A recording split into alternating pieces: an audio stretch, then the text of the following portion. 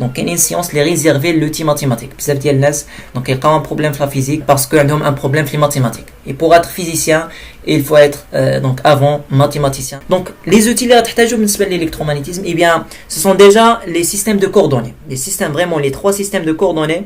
Donc ça c'est vraiment primordial à connaître. Quelques équations différentielles particulières, par exemple les équations différentielles à variables séparables. Donc واش ما كاينش شي question في هاد la loi de Coulomb. Parce que c'est ça le départ de l'électrostatique. Maintenant qu'on بداو. Ou كدير la superposition, mais attention vectorielle. راك كتسومي vectoriellement. Sigma bien sûr définit un point M. J'ai essayé un petit peu de vous parler des trois distributions les plus connues. Donc on raisonner على هاد il a فهمتوا هاد les trois voilà distributions, donc inchallah, donc c'est très bien pour la suite. Bien sûr une sphère. Deuxième cas, R supérieur à R. Est-ce que c'est bien, c'est Omar et c'est Sofiane?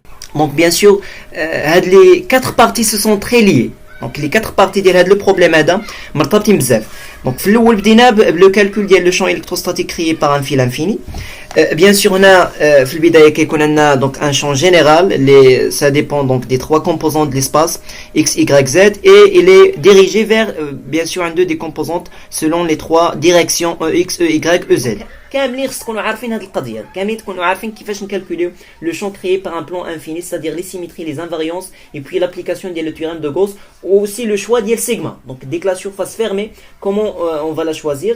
Donc هادشي كامل donc bien sûr je vais vous envoyer les enregistrements. Donc la deuxième partie, donc on a la question un oral maintenant de concours ou là peut-être une première partie d'une épreuve écrite. Avec la première question ou bien une deuxième ou bien une troisième, calculer on va dire la capacité d'un condensateur plein. Donc bien sûr on a l'expression, c'est-à-dire la charge est égale la capacité multipliée par la tension. Ou la tension chenouilla, eh bien donc c'est une différence de on va dire de potentiel, c'est-à-dire V1 moins V2. Donc ما غاديش تجي بالنسبه دير تعتبر الديستريبيسيون فيها deux plaques وتبدا دير le théorème de Gauss, non, ça marche pas comme ça. Et bien كتsimplifier par le théorème de superposition les voilà شفنا المره اللي فاتت. Donc هذا كان le calcul ديال le champ pour un condensateur, donc à l'intérieur d'un condensateur. هذا هو l'expression ديالو, c'est-à-dire Z bien sûr donc dirigé vers le haut. Donc on a fait l'élimination de θ et de Z.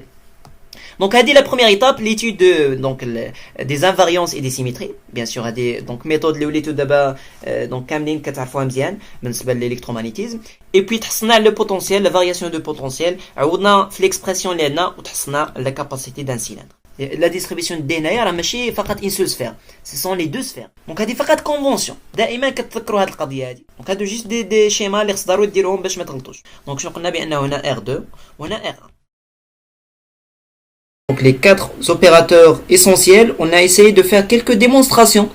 J'ai essayé aussi de vous donner quelques astuces pour se rappeler donc de quelques éléments d'analyse vectorielle.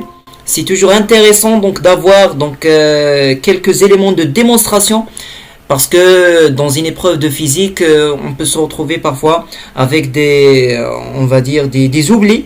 Et il faut toujours avoir un moyen, soit un mnémotechnique ou bien un moyen, on va dire, de démonstration rapide. Pour la dernière séance, eh bien, qu'est-ce qu'on a fait? Eh bien, on a essayé de faire quelques compléments sur l'analyse vectorielle.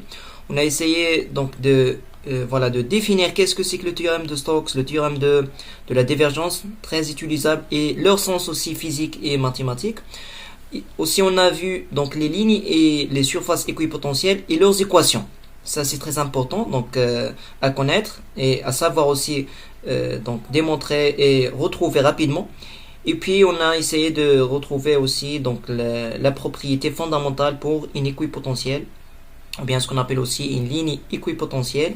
Pour aussi donc on a vu donc un exemple de calcul de l'opérateur gradient. Donc on a utilisé par la suite un exemple qui était très pratique pour faire le lien avec donc voilà le champ électrostatique et aussi le potentiel. Donc c'est un exemple ça donc qu'il faut aussi savoir faire le cours.